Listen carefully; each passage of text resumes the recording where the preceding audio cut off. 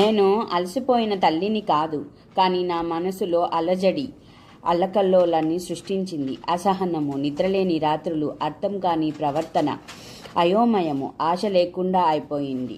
ఒక తల్లిగా నన్ను నేను ప్రశ్నించుకున్నా నా పాత్ర ఏంటి అని. అప్పుడు మా బాబు ప్రేమతో చూసేవాడు కాదు, టెన్షన్తో చూసేవాడు నన్ను. అప్పుడే ఏదో మారింది. కర్మణ్యేవాధికారస్తే మా ఫలేషు కదాచన మా కర్మ ఫల హేతుర్భుః మాతే సంజ్ఞోస్మ కర్మిణి. సో ఒక డిటాచ్డ్ పర్సనాలిటీగా మనము కర్మలను చేయాలి అని, ఆ కర్మలను మనము రిజల్ట్స్కి మనం కారణం కాకూడదని నేను నేర్చుకున్నాను. ఆ తర్వాత పర్ఫెక్షన్ కోసం పరిగెత్తడం మానేశాను. నా రొటీన్స్ నేను పీస్ఫుల్గా తయారు చేసుకున్నాను. ఇప్పుడు మా బాబు నన్ను ప్రేమగా, ఆప్యాయతతో, గౌరవంతో చూస్తున్నాడు నన్ను. ఎందుకంటే వాడు కూడా నన్ను అర్థం చేసుకుంటున్నాడు. అదే కదండి మనకి కావాలి. అప్పుడే హౌస్ ఇప్పుడు పీస్ఫుల్గా ఉంటుంది.